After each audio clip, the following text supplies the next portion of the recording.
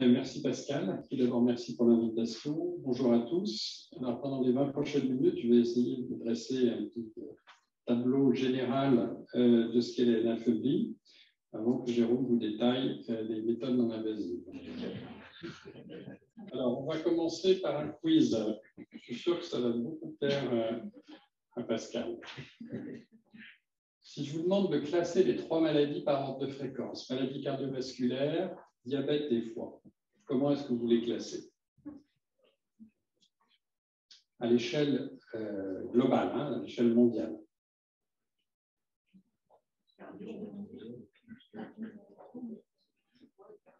Alors, je vous rassure, j'ai fait comme vous.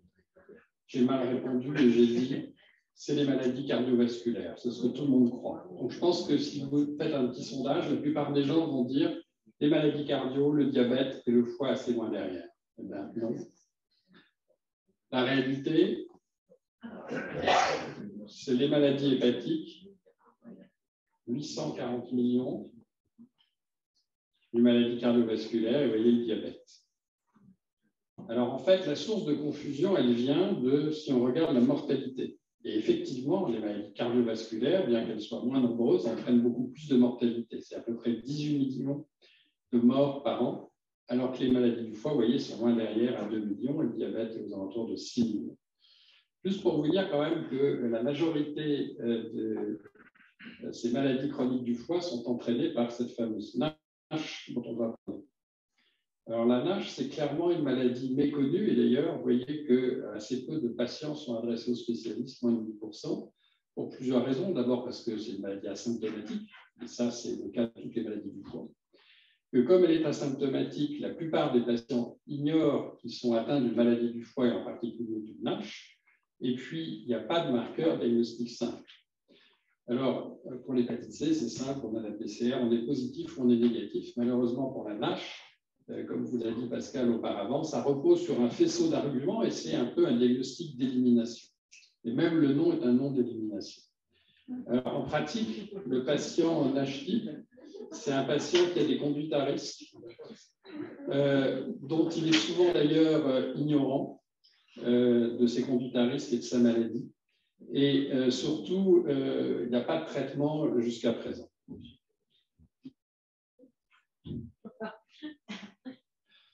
Alors, juste quelques définitions, parce que vous avez entendu parler de maladie du foie gras, NAFLD, maladie du soda, de NASH. Donc, je pense que c'est finalement, ça traduit bien le fait que les spécialistes n'arrivent même pas à se mettre d'accord sur un nom pour cette maladie. Et on part d'assez loin pour convaincre nos patients que c'est une maladie importante. Donc, la maladie du foie gras, c'est simple, c'est la stéatose hépatique, ça c'est le mot savant. La NASH, on va dire, c'est la forme avancée de la maladie du foie.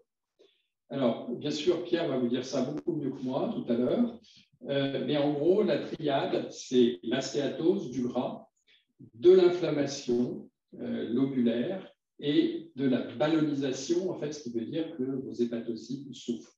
Pour la petite histoire, cet aspect, il a été décrit, mais je pense que Pierre va vous en parler, il y a 40 ans, en 1980, par Jürgen Ludwig, qui était un anatomopathologiste à la Mayo Clinic aux États-Unis. Et en fait, il a fait une biopsie à une vingtaine de patients, qui pour la plupart étaient des femmes, diabétiques et en surpoids, voire obèses. Et il avait été surpris de trouver des lésions au niveau du foie qui ressemblaient exactement à celles de l'alcool, sauf qu'il était sûr qu'elles ne buvaient pas. Et donc, c'est comme ça que cet acronyme un peu barbare a été proposé, non-alcoolique stéatohépatite. Donc, c'est l'hépatite alcoolique chez les gens qui ne boivent pas. Il a fallu assez longtemps pour montrer en fait que ce n'était pas une maladie anodine. L'article est un peu passé inaperçu et maintenant, c'est probablement un des articles les plus cités dans la littérature médicale, en tout cas hépatologique. Alors, juste pour vous remettre les choses en perspective, la stéatose, la NAFLD, la maladie du foie gras, c'est ça. Et la NASH, c'est en fait un sous-ensemble de la stéatose parce que pour beaucoup de patients, il y a une confusion entre la NASH et la stéatose. Alors, j'arrive au plan quand même. Pourquoi dépister, qui dépister et comment dépister? Alors, pourquoi dépister? Parce que c'est une maladie fréquente, on vous l'a déjà dit, c'est à peu près 25% de la population mondiale. En France, ça n'échappe pas à ce fléau. Vous voyez, c'est à peu près un adulte sur 5 avec plus d'hommes que de femmes. Ça, c'est la cohorte Constance, exploitée par Laurence Serfati, 100 000 sujets. On a assez peu d'études dans la littérature. où on a autant de sujets assez bien caractérisés. Alors, juste pour vous remettre ça de façon un petit peu plus simple en chiffres, vous voyez, il y a 50 millions d'adultes, hein, c'est ceux qui sont a priori vaccinés, pour la plupart, j'espère. Il y en a à peu près 10 millions, hein, si on fait un Français sur 5, qui ont la maladie du foie gras. À ce stade, bien sûr, c'est tout à fait réversible. Il suffit de changer les facteurs de risque et de prendre des mesures. Pour faire simple, il y en a à peu près potentiellement 1 million. Tout ça, bien sûr, sont des extrapolations à visée pédagogique, mais qui ont la NASH. On va dire 100 000 qui ont une cirrhose, mais si on rajoute le F3, F4, c'est plutôt 200-300 000. Et puis, en pratique, il y en a à peu près 3 000 par an qui vont avoir un cancer prémutique du foie. Voilà, c'est juste pour vous mettre les choses en perspective. Alors, de quoi meurt-on quand on a une NASH? On ne meurt pas du foie, on meurt des complications cardiovasculaires, et vous allez comprendre assez rapidement pourquoi. On meurt de cancer, hein, pas des cancers du foie, hein, ça peut être le cancer du côlon, le cancer du sein, enfin des cancers fréquents, mais qui sont plus fréquents en cas de NASH. Et puis les complications hépatiques, finalement, vous voyez, ne viennent qu'en troisième position. Alors, ce n'est pas la NASH qui prédit la mortalité, c'est la fibrose, notamment la fibrose sévère. Vous voyez cette étude suédoise où il y a pas mal de patients avec une NASH histologiquement prouvée, avec un suivi surtout de 20 ans. Et en fait, c'est ceux qui sont en bleu et en orange, donc les F3, F4, vous voyez, chez lesquels la mortalité est la plus importante. Alors, il y a eu d'autres études depuis celle-là. Bien sûr, quand on a plusieurs études, on fait des méta-analyses. Ça, c'est la plus récente. Voilà, 4000 patients, 13 études, et qu'est-ce qu'elle vous montre? Que la mortalité liée au foie, ben, elle augmente si on a une cirrhose. Bon, là, on enfonce un peu les portes ouvertes, ce n'est pas très surprenant, mais elle augmente également en cas de cirrhose, et notamment la mortalité cardiovasculaire. Alors, une étude toute récente, et qui est probablement la mieux faite des études qu'on a, même si elle est imparfaite, c'est l'étude du NASH-CRL. Pourquoi? Parce que c'est une cohorte prospective. Vous voyez, 1700 patients avec une biopsie qui ont un suivi au moins de 48 semaines, finalement un suivi médian de 4 ans, parmi lesquels à peu près 20% avaient une fibrose F3 sévère et un peu moins de 10% une cirrhose. Et en fait, c'est exprimé, je ne sais pas s'il y a une... Ah, qu'est-ce que j'ai fait? Ah, je crois que j'ai fait de mauvaise manip. Voilà. Je peux avoir le pointeur ou pas avec la télécommande? Oui, c'est les... Non, c'est en haut. En haut? Ah, ok. Donc, c'est exprimé en taux pour 100 personnes par an. En gros, vous voyez que la mortalité augmente avec le stade de fibrose, très clairement. Hein. Si on est F0, F2, on n'a pas de mortalité. On est quasiment à zéro. Par contre, elle augmente pour F3, F4. Et la mortalité toute cause, là, c'était lié au foie, augmente encore plus chez les F3, F4. Et là, c'est des gens qui meurent d'autre chose, hein, de cancer, d'accident de la voie publique ou de problèmes cardiaques. Voilà, cette étude elle est publiée dans un bon journal, comme vous voyez. Il y a clairement des biais parce que le NASH-CRL, c'est une cohorte prospective multicentrique du NIH américain qui a démarré il y a longtemps, maintenant il y a une vingtaine d'années. La question, c'est toujours les indications de biopsie et comment sont sélectionnés les patients. En gros, est-ce qu'ils sont représentatifs de la population qu'on peut voir en dehors des États-Unis et même de la population générale américaine. Toutefois, dans toutes les études, elle a le mérite d'exister et de nous apporter les deux. Alors, qui dépister finalement en pratique, vu l'amplitude du problème? Donc, les facteurs de risque, ils sont bien connus. Hein. C'est le diabète de type 2, vous voyez, c'est 9% de la population française. C'est l'obésité, 17% de la population française. L'hypertension artérielle et la dyslipidémie, et puis bien sûr, je vous l'ai déjà montré tout à l'heure, l'âge, notamment à partir de 50 ans, où le risque augmente beaucoup. Donc, avec ces simples indicateurs, vous allez pouvoir un petit peu stratifier le risque, et c'est exactement ce que Laurence Serpati a fait dans son étude. Vous voyez, il y a donc la prévalence de l'anaphonie. Alors là, il faut savoir que c'était évalué par un score, c'est un petit peu imparfait, c'est pas comme une échographie, mais enfin, c'est quand même bien pour les études épidémiologiques de grande envergure. Et vous voyez que quand on prend l'obésité, le diabète de type 2 et les transaminases élevées, si vous n'avez aucun des trois, ce n'est pas nul, mais c'est 5%. Donc il y a des gens qui ne sont pas dans les facteurs de risque habituels qui peuvent avoir l'anaphonie. En revanche, lorsque vous additionnez ou l'obésité, ou le diabète, ou les transaminases et vous combinez, voyez que vous êtes quasiment à 100% lorsque vous avez des troubles. Donc, sur ces simples facteurs, est-ce que le patient a un diabète, est-ce qu'il y a en obésité, est-ce qu'il y a des transaminases élevées, vous voyez que vous êtes quasiment sûr d'avoir un AFLD, c'est-à-dire le foie. Alors, une autre façon de voir les choses, de façon un peu plus visuelle, vous voyez, si vous êtes le style Giacometti, un homme, on va dire, jeune, entre guillemets, qui n'a aucun facteur de risque, et au contraire, le type Botero, qui cumule les facteurs de risque et qui a plus de 50 ans, le risque est clairement plus important. Et parmi ces facteurs de risque, le diabète est un facteur extrêmement important. Ça, c'est une méta-analyse récente qui montre qu'on a 2 fois plus de risque de développer une maladie sévère quand on a un diabète de type 2. Alors, juste pour vous illustrer des résultats.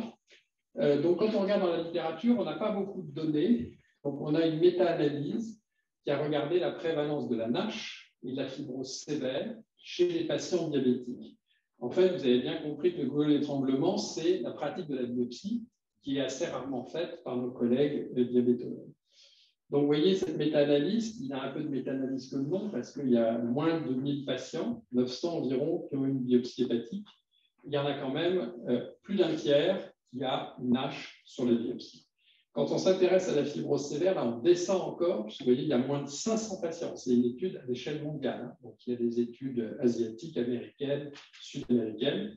On a 7 études, moins de 500 biopsies, et on a une prévalence à peu près de 17%, avec quand même un intervalle de confiance très large qui montre l'hétérogénéité parmi les études. Alors, quand on regarde les recommandations, parce que c'est vrai, quand on voit ces chiffres, on se dit il faut clairement dépister les diabétiques. Alors, c'est ce qu'on dit quasiment les premiers, les recommandations de l'EASL, la Société européenne donc des maladies du foie, du diabète et de l'obésité, publiées, vous voyez, il y a 5 ans, et puis également les diabétologues, la Société américaine en 2020. En revanche, la Société américaine a fait des recommandations contre le dépistage diabétique et les NICE, qui sont les guidelines anglaises, aussi également, qui sont négatives. Donc, en fait, on a des recommandations conflictuelles dans la littérature.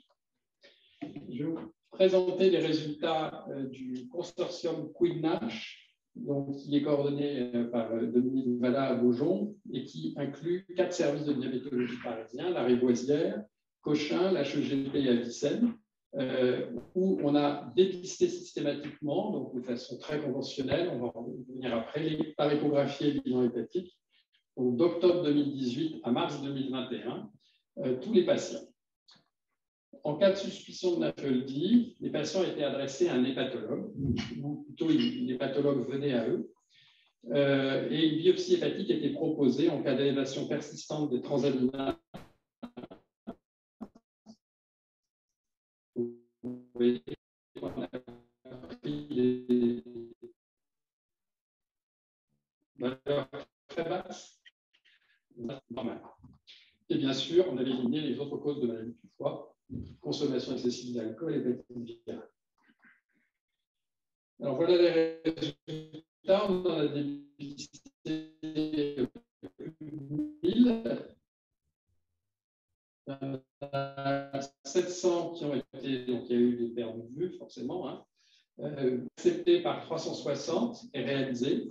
Et finalement, les biopsies étaient relues par Requin Bédossin, ont été jugées comme adéquates, vous voyez, chez 330 d'entre eux.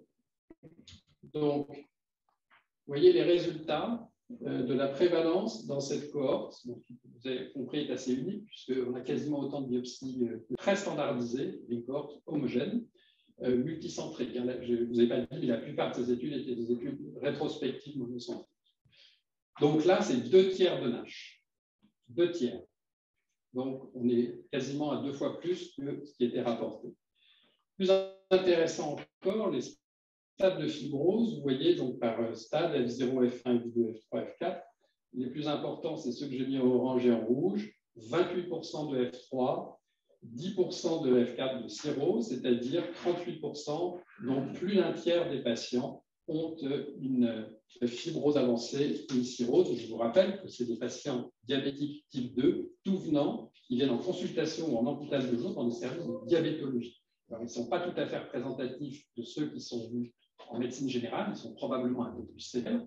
Je vous rappelle que je parle sous contrôle du diabétologue qui nous écoute, Jean-Michel Petit, c'est à peu près 10 à 15% des patients diabétiques en France qui sont suivis dans des services spécialisés, la majorité étant suivis par les médecins généralistes. Néanmoins, c'est des chiffres quand même qui sont extrêmement importants et bien sûr qui incitent à dépister systématiquement ces patients. Alors, comment dépister justement?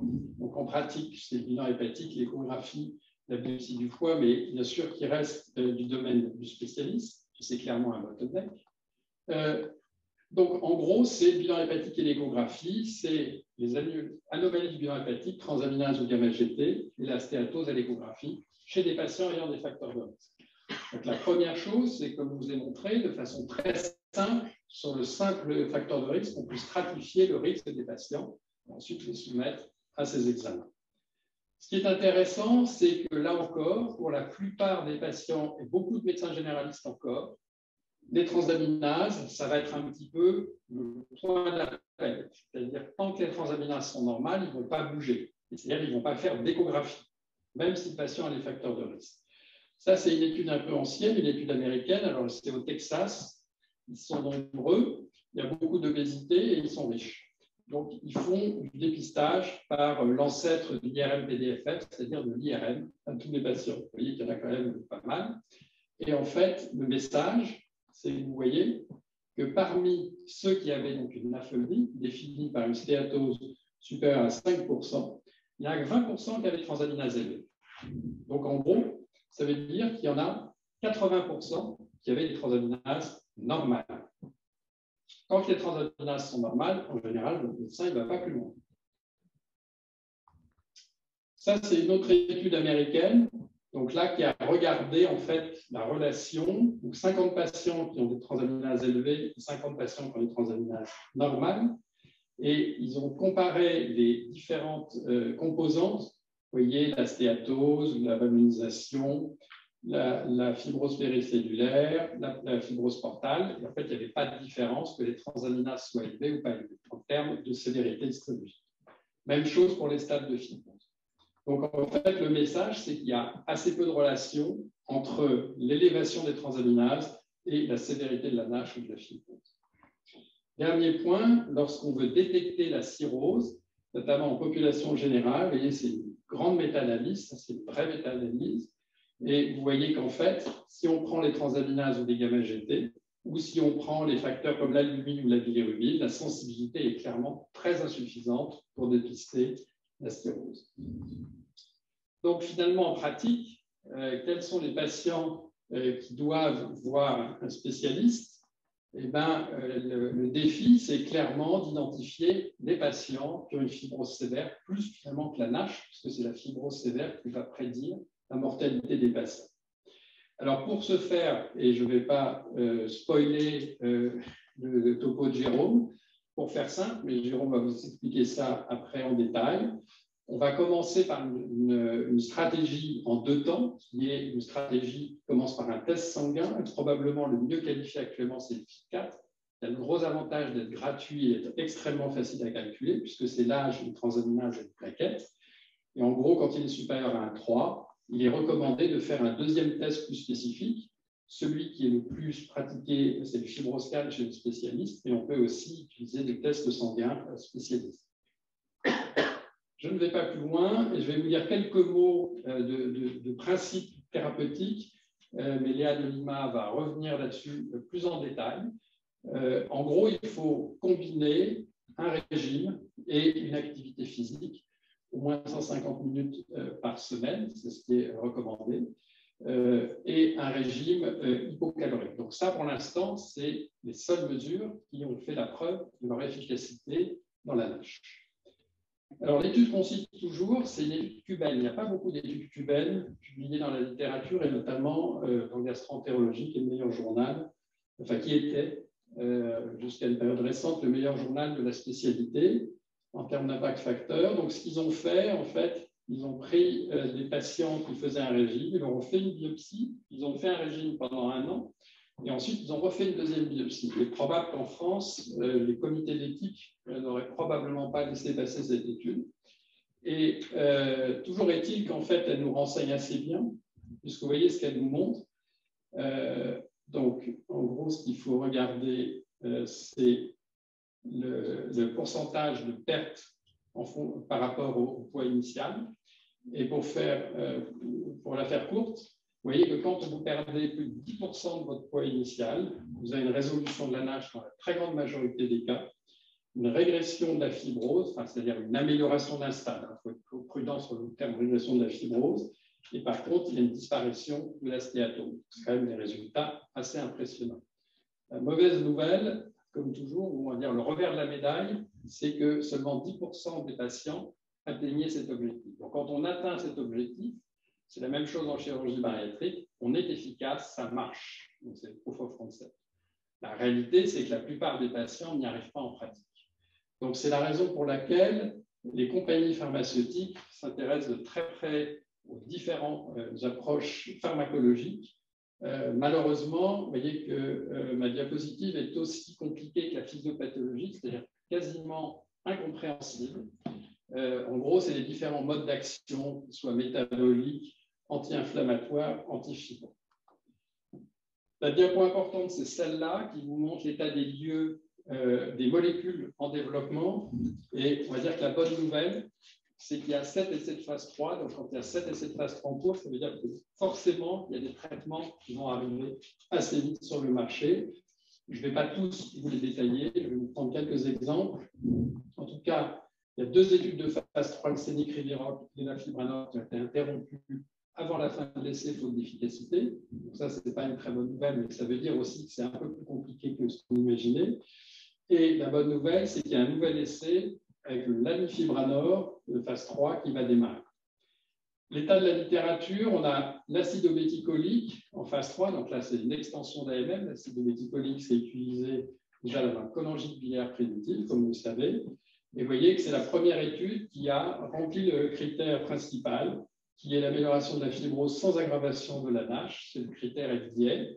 Mais de façon finalement assez surprenante, l'étude est positive, vous voyez, publiée il y a quasiment plus de 2 ans maintenant, et pourtant la molécule n'est toujours pas sur le marché parce que la FDA rediscute de savoir si finalement ces critères étaient les bons.